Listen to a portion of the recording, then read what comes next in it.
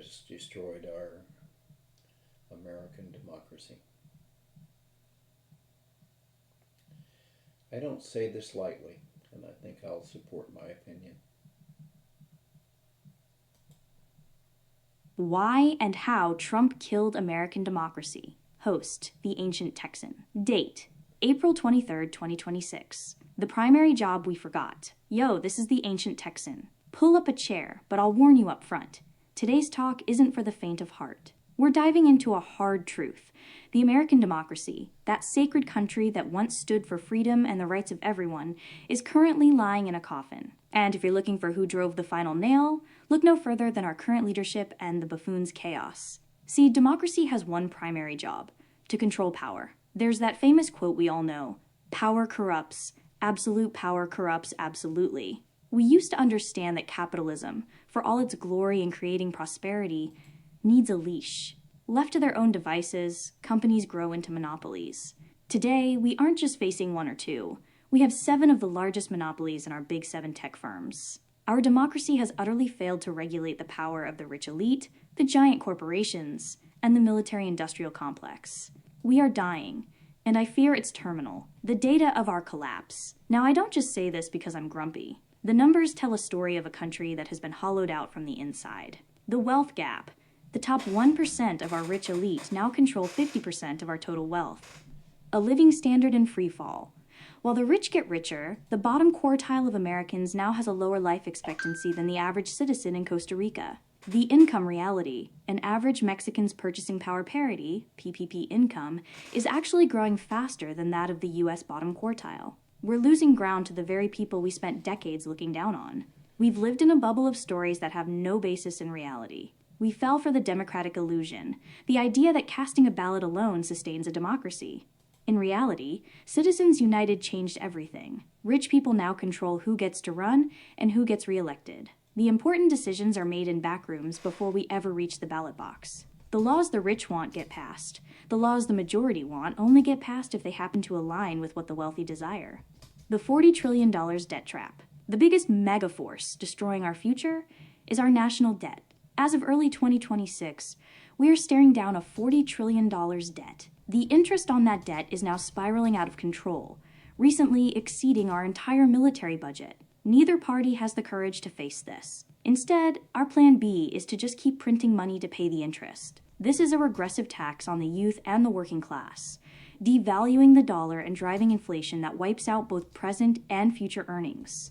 Adding fuel to the fire, the era of the petrodollar, the 50-year deal where the world had to buy our currency to get oil, ended in January 2026. The world is deserting us because they see we aren't responsible with our promises. Our bank account as a nation is empty, and the bill is coming due. The mirage of the weightless economy. For 40 years, the high-rise folks in the cloud have been spinning a yarn about a weightless economy. They told us we didn't need mines, grease, or dirt, that we could live on silicon and software. We outsourced our grit to China, and now they control the physical world while we're stuck in a digital hallucination. China's dominance. They now control 90% of rare earth element, REE, refining, and 50 to 70% of lithium and cobalt processing. The AI illusion, we're told AI is weightless, but it is actually a mineral-dense power plant. Every chatbot prompt is a resource grab that pulls copper and power away from the common man's grid. The copper crisis. Copper is the lifeblood of the modern world, and it's being depleted. Its scarcity is already stalling technological progress and pushing electricity costs through the roof. We want the gadgets, but we've labeled digging as immoral, practicing a kind of moral outsourcing, where we pay the global south to scar their earth so we can feel pure. It's a smug, hollow virtue that won't keep the lights on, the buffoon and the nuclear shadow. And then we have the leadership, or lack thereof. Trump has not only failed to stop this decline, he's accelerated it by doubling down on chaos. He acts as a bully who cannot tolerate appearing weak. We see it in the way he handles global conflict.